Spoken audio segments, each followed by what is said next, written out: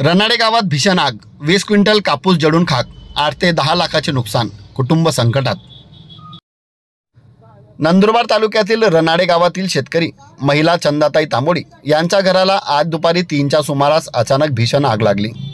या आगीत घरात ठेवलेले 20 क्विंटल कापूस आणि संसारोपयोगी सर्व वस्तू जळून खाक झाल्या आहेत।